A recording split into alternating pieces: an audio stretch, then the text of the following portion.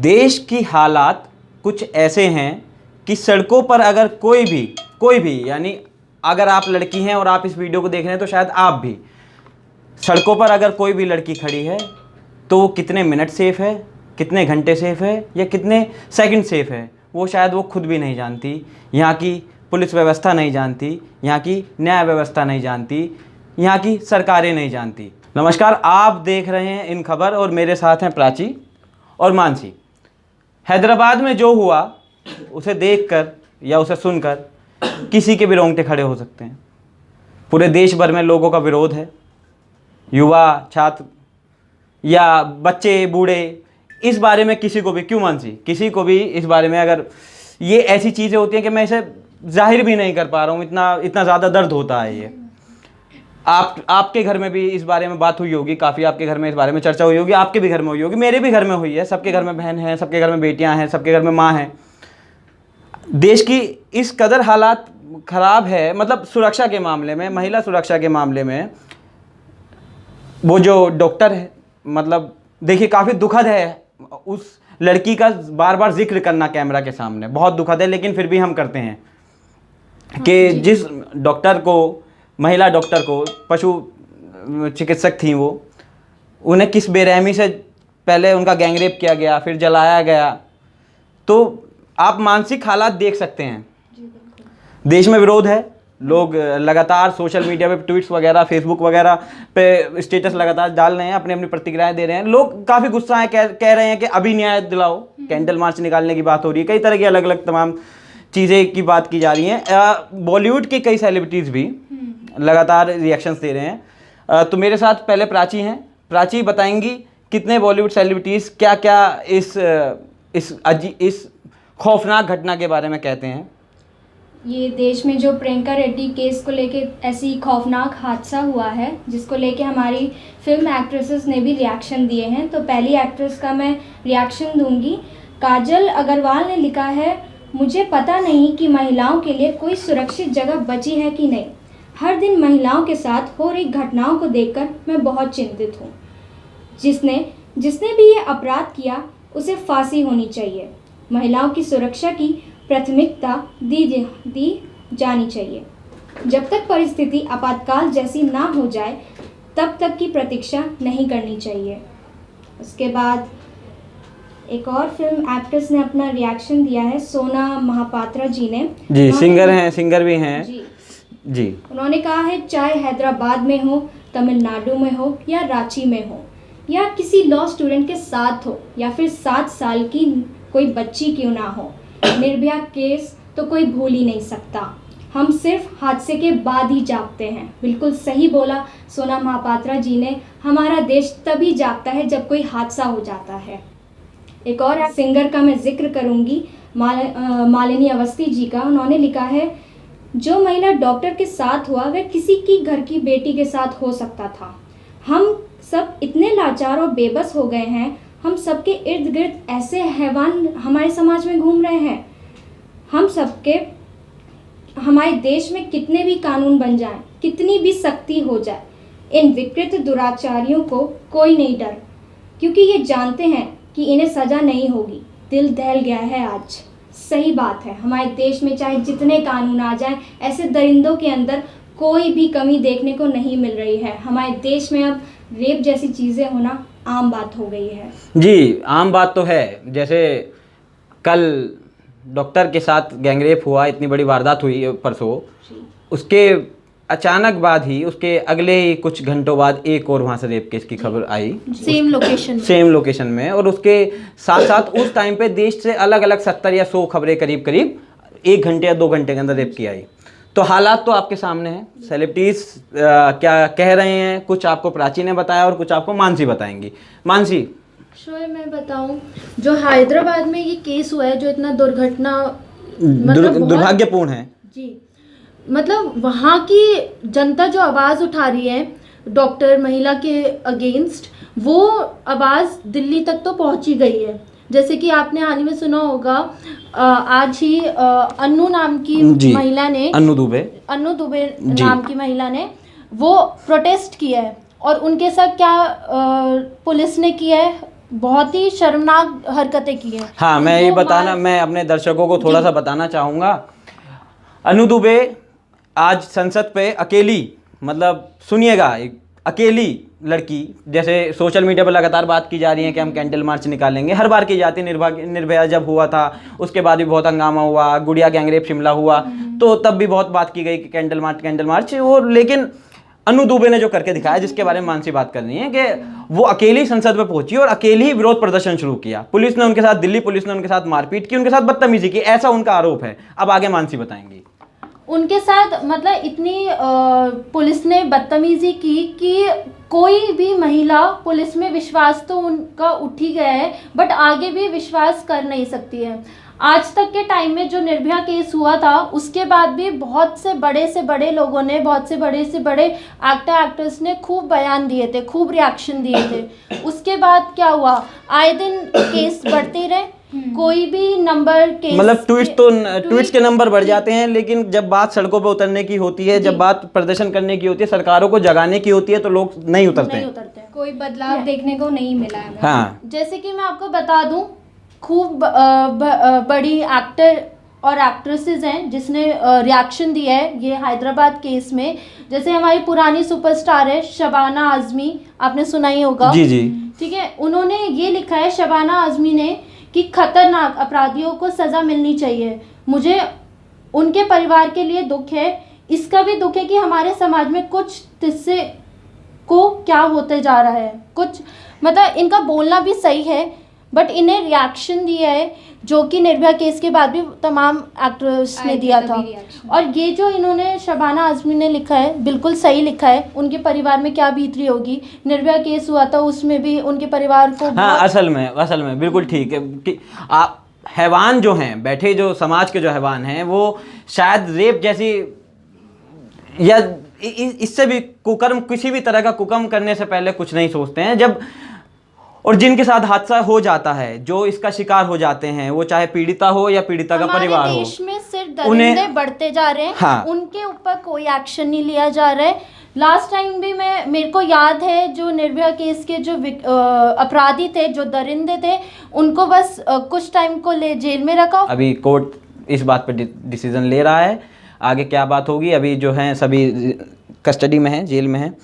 लेकिन बहरहाल कहने का मतलब ये है कि जब नियम कानून की बात जो आती है, चलिए ठीक है, रेप हुआ, उसके बाद दोषी पकड़े गए, लेकिन मानसी की बात से मैं बिल्कुल सहमत हूँ, दोषी पकड़े तो जाते हैं, पर न्याय व्यवस्था हमारी इतनी ढीली है, इतनी ज़्यादा ढीली है, आराम से उसकी गाड़ी चलती है और सालों लग जाते हैं एक ऐसे दरिंदे को फांसी देने में जिसे 1 घंटा भी नहीं लगना चाहिए। क्यों मानसी? इसी के साथ तमाम लोग एक्ट्रेसेस ने बयान दिए हैं, जिस रिएक्शंस दिए हैं। मैं कहना चाहूँगी कि यामी गौतम लिखती हैं, गुस्सा, दुख, सदमा, इतने ज़ोरदार हंगामे और के बावजूद भी महिलाओं के खिलाफ कोई भी एक्शन नहीं लिया जा रहा। मतलब महिला के साथ कोई नहीं खड़ा है। मतलब पुलिस से भी आज दिल्ली में जो प्रोटेस्ट करा अनु ने, उनको भी शर्मनाक की तरह मतलब मारपीट किया, उनके साथ हिरासत में ले लिया गया है। एक लड़की जो महिला सुरक्षा के लिए संसद भवन में जाके राजनेताओं को जगाने के लिए, सरकार को जगाने के लिए प्रोटेस्ट करती है, उसके साथ दिल्ली पुलिस क्या करती है? उसे पकड़ के ले जाती है, थाने में डाल देती है, किसी जेब कतरे की तरह, किसी चोर की तरह। ऐसा व्यवहार है प्राची देश में। आज ऐसा व्यवहार देख के काफ़ी दुख हो रहा है, क्योंकि हमें अब अपने सरकार जो लॉस काफ़ी निकाल रही है, लेकिन लड़कियों के प्रति मुझे कोई लॉ देखने को नहीं मिल रहा है।